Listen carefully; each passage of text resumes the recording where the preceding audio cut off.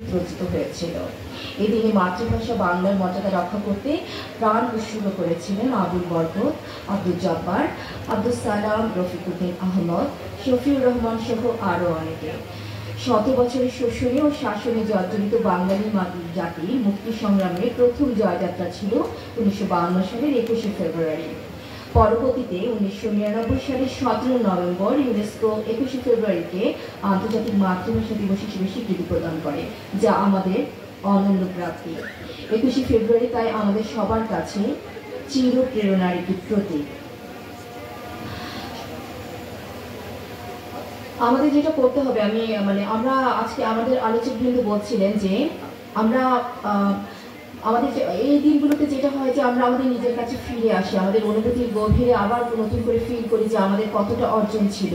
71-এ আমাদের অর্জন ছিল, 52 ছিল, 24-এ আমরা দেখেছি যে আমাদের তরুণদের কি অপরিমেয় শক্তি।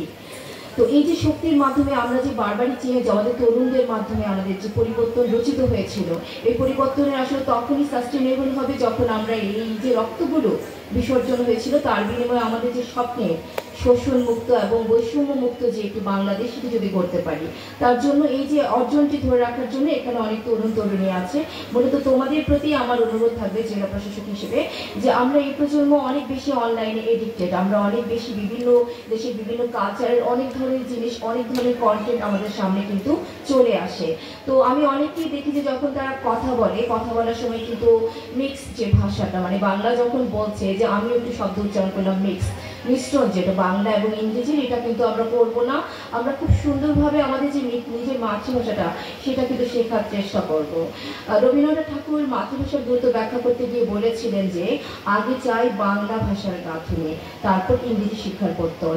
আমাদের আলোচক মুক্তিযোদ্ধা, আমাদের সম্মানিত মুক্তিযোদ্ধা বলছিলেন যে আমাদের ইংরেজি শিখতে হবে, অবশ্যই, তবে সবার আগে আমাদের শিখতে হবে আমাদের নিজের মাতৃভাষা একদম সুন্দরভাবে। যে ভালো বাংলা বলতে পারবে সে কিন্তু অবশ্যই ভালো ইংরেজি বলতে পারবে। ভাষা আমাদের শিখতে হবে, তবে সবার আগে আমরা নির্ভুলভাবে বাংলা ভাষা বলতে শিখবো এবং লিখতে শিখবো। এটি আমি আমাদের যে তরুণ তরুণী সবার কাছে আমি বিশেষভাবে অনুরোধ করব।